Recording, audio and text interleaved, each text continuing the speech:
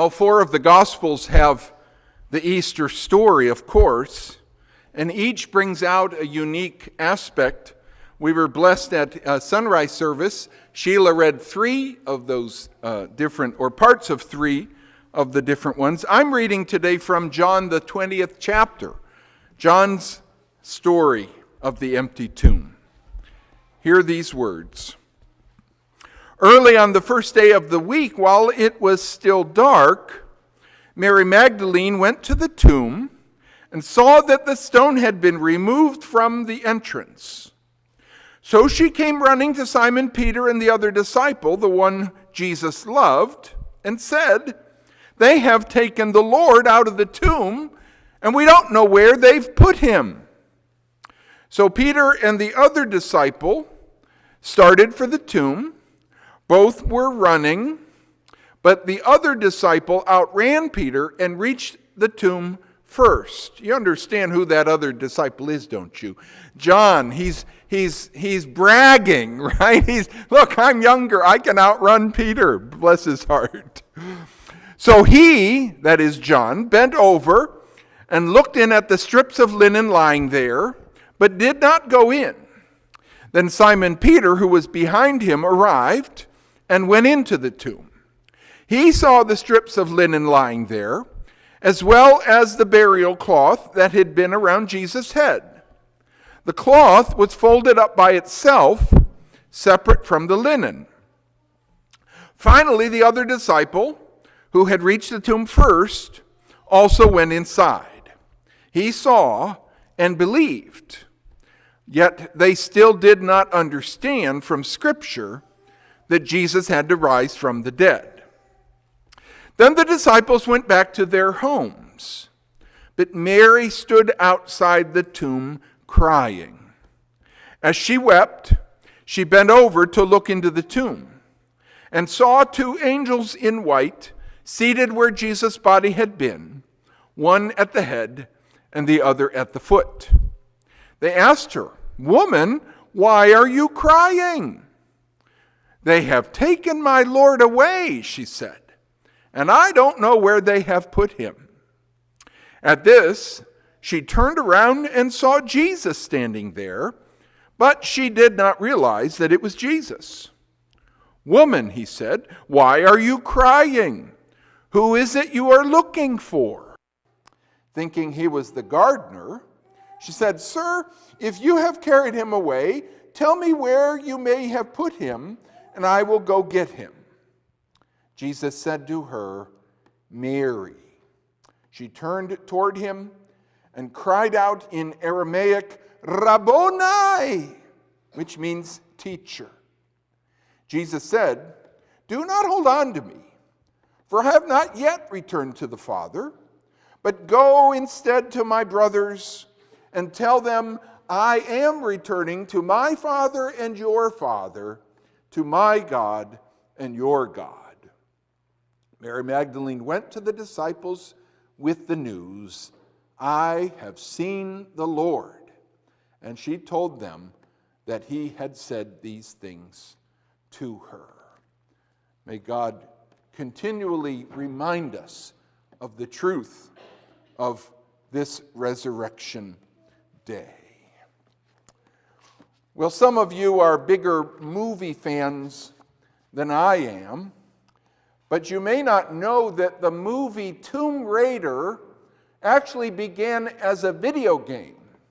And it's as popular as a video game as it was in two mega blockbuster movies starring Angelina Jolie.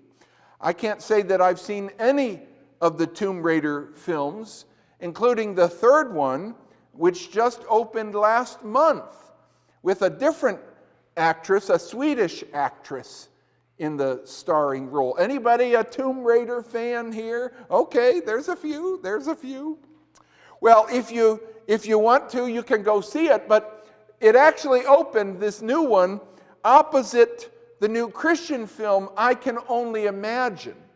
I haven't seen that yet either, but I would recommend it to you from what I've heard. It's a powerful film. Or if you want to, go see the new film, Paul, the Apostle of Christ. starring Jim Caviezel. Jim Caviezel, whom you might remember, played Jesus in The Passion of the Christ. Can you imagine Jesus now playing Paul? Well, actually, Jim Caviezel doesn't play Paul. He plays Luke. The actor James Faulkner plays Paul.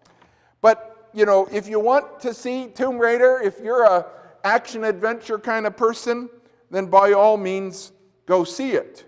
Because after all, people have been raiding tombs for thousands of years, haven't they?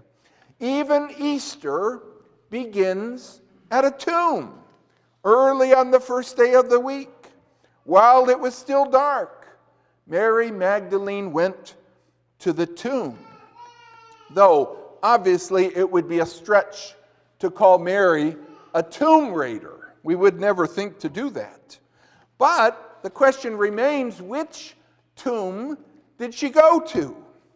You may not know this, but there are at least two places in and around Jerusalem which both carry the possibility, at least, of being the actual tomb of Jesus. On the other hand, maybe neither is. But one is the more popular one, the more renowned one. It's in the Church of the Holy Sepulchre. That word sepulchre, of course, means tomb.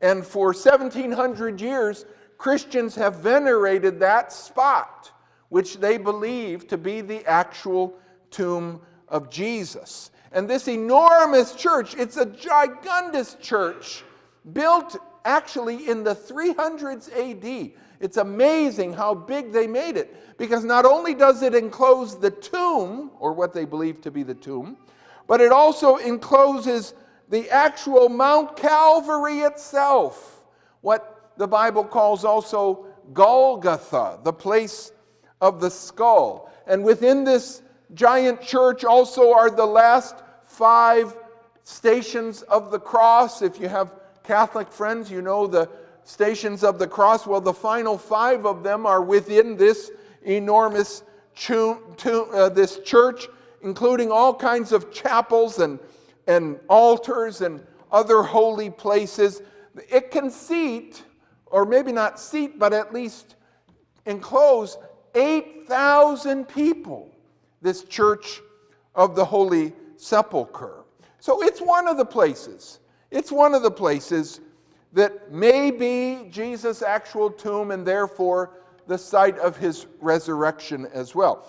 The other site is in a much more tranquil place outside the city walls of Jerusalem. It's called the Garden Tomb. In about the mid-1800s, some scholars started to dispute the claim that this enormous church actually contained the actual tomb.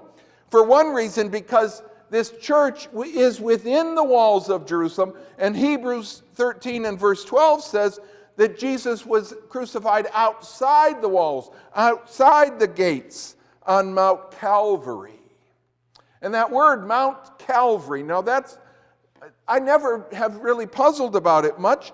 I always thought that's just what the Romans called that little hill where Jesus was crucified, Mount Calvary. Just like there's Mount Zion, and there's the Mount of Olives, and there's the Temple Mount. I just figured that was its name. Well, in my research this week, found that Calvary is actually a Latin word that means skull.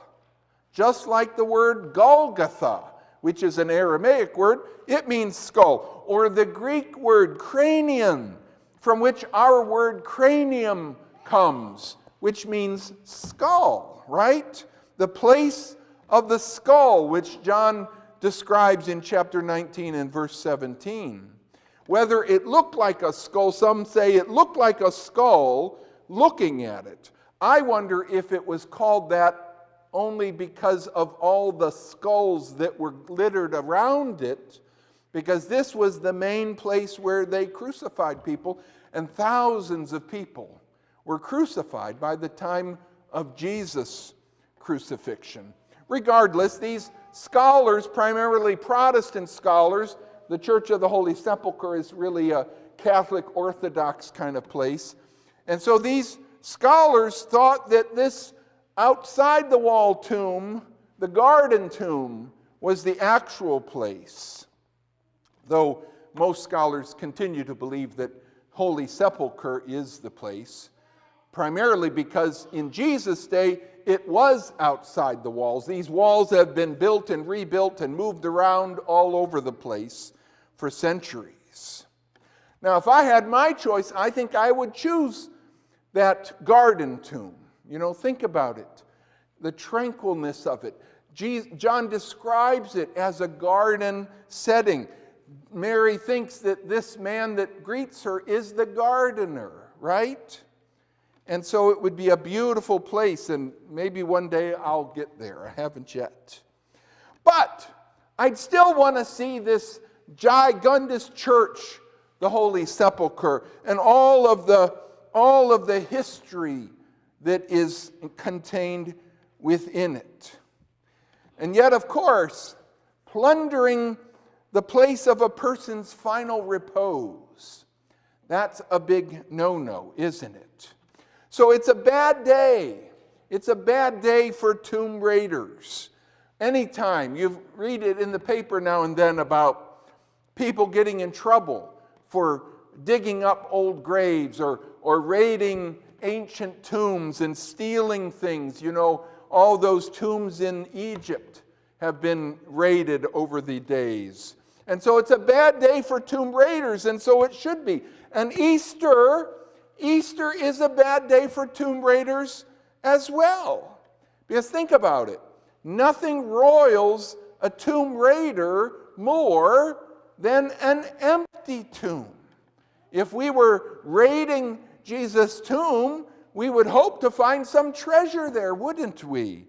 And yet there was none. The day of resurrection, of course, starts off quiet. It's dark. It's just the first day of the week. And Mary Magdalene comes to the tomb, not knowing exactly what to expect, except that she figures there's still going to be a body there, right? The tomb is still going to be in use. When she notes that it's not, Mary first wants to blame it on grave robbers, right? Tomb raiders. She runs to the disciples and says, "They have taken my Lord out of the tomb, and we don't know where they've put him." I guess it shouldn't, but it always kind of astounds me that these disciples always think first that something went wrong, that something bad happened. They never seem to think, "Oh, yeah, that's right. He said he was going to rise from the dead." That just never seems to occur to them. Here in John, of course, Mary's thinking the body's been stolen. In Mark's gospel, several women come to the tomb expecting it to be just like they saw it on Friday night. In Luke, the angel actually recites Jesus' words back to the disciples. "Don't you remember," the angel says, "that he told you that this is what was going to happen?" But they never seem to get it. Bible scholar Michael Card calls this the pain and persistence of doubt. The pain and persistence of doubt. How the disciples continue to doubt that anything good has actually happened because to believe the resurrection was just too far a stretch for them. It was just incredible. It was just impossible. And we would probably respond similarly. And yet Easter still is a bad day for tomb raiders. Peter and John, they run there to the tomb. They want to check it out for themselves. But the only treasure that they find is what? Those linen garments, right? There's a little bit of linen here and a little bit of linen there. The one folded up nicely. There's a story there. Maybe you've read about that story. Someday I'll share it with you. But these linen garments, they're not worth anything, are they? I mean, they're just grave clothes. And yet today, some say, "Oh, they're worth incredible sums. They called it the Shroud of Turin. And some say, oh yes, that's the actual grave clothes. But in those days, they would have just kind of fluffed it off. Oh, there's a little bit of grave clothes here. So what? Not the work of some tomb raider for sure, because the tomb raider, is after treasure. He's after gold. He's after jewelry. He's not going to take the time to take these linen cloths and lay them down nicely. No, the great treasure of this tomb was not robbed or raided, because after all, what would a grave robber want with what little there was in the first place? Not to mention, of course, that Jesus had nothing, right? I mean, think about it. The very shirt off his back was gambled by the guards before he was even dead. No, this is something else. This is something else entirely. Of course, human tombs aren't the only thing that people are interested in, is it? Sometimes we dig up fossils, we dig up bones, we fill museums with some of these, skeletons and so forth of dinosaurs and all the rest. A museum guard was standing on duty before one of these enormous dinosaur skeletons at a museum. And a tourist comes up to him and he says, "Now, can you tell me how old these bones are?" And the guard says, "Well, they're 3,000,004 years, 5 days, and 7 hours old." "How can you tell so precisely?" And the guard says, "Well, when I came to work here, they were 3,000,000 years old. And that was 7 days and 5 hours and 3 months ago. So that's how old they are," right? Oh, it doesn't quite work that way. But Mary cries to the disciples, they've taken the Lord. They've taken his body. They've raided the tomb. And I don't know where they've put him. Tomb raiders. Tomb raiders. Is that what happened? Is that what happened to Jesus' body? Matthew tells us that that's the story that the Jews came up with. The Jews, the Jewish leaders, I should say, they actually paid the soldiers to tell a lie. Go to Pilate and say, "Yeah, it was raiders. It was people that came in the middle of the night and stole the body." No, we know better, don't we? That's not what happened. Grave robbers would have been so disappointed with this tomb, because the great treasure of this tomb has already departed. Amen? Jesus has left the building, right? And even though it took a little while for the disciples to figure it out. So Peter and John tells us, they go home, probably to the upper room where they were staying. They're confused because they know what their eyes have seen, but they also know what their hearts believe. Meanwhile, Mary remains. Mary stays at the tomb weeping. And it's only until Jesus finally appears to her and calls her by name, as we said this morning, as he calls her by name. Who said it? Mary. Yes, that's right. Thank you, Samuel. Calls her by name, that she realizes that her teacher has not been raided. He's been raised. He's been raised to new life. And she goes and boldly tells the disciples, "I have seen the Lord." There's no treasure in that tomb. That grave has been completely cleaned out. Not by some tomb raider, by the way. Rather, the most beneficent of bodies, that most costly of corpses. It's no longer wrapped in those linen wrappings. He's not here, the angels in some of the other Gospels proclaim, but has risen just as he said. So what's the point? What's the point of all of this? The point is that on Easter, we win. Amen? On Easter we win it all.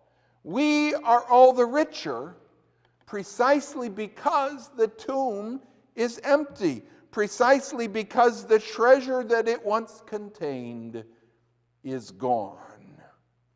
I think of a couple of old TV commercials, right? Does anybody still watch TV? The young people generally don't anymore. You know, they watch Netflix or something like that. But those old commercials, you know, like treasure, it doesn't get any better than this, right? Or another one, the treasure, excuse me, the treasure of a tomb like King Tut's tomb, right? King Tut's tomb. I read this week where the treasure from King Tut's tomb has begun a world tour in celebration of the 100th anniversary of its discovery. Now, we could say of its raiding, right? The tomb of King Tut was raided. Some of the Egyptians would surely agree. But it's on this world tour now.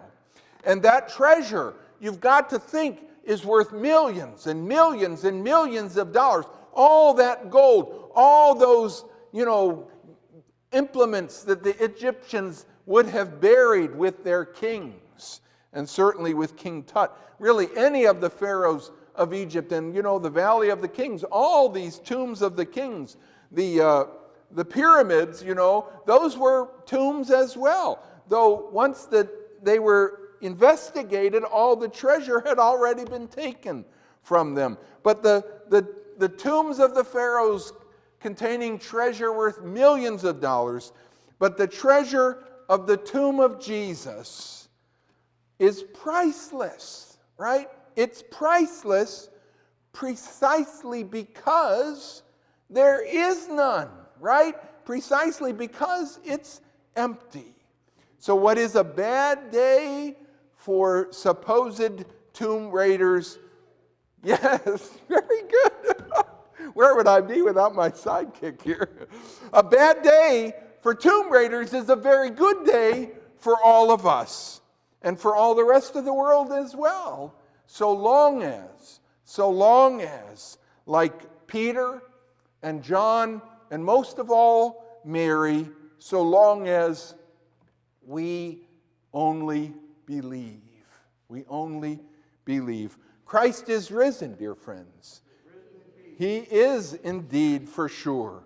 Let's stand, if you're able, as we sing.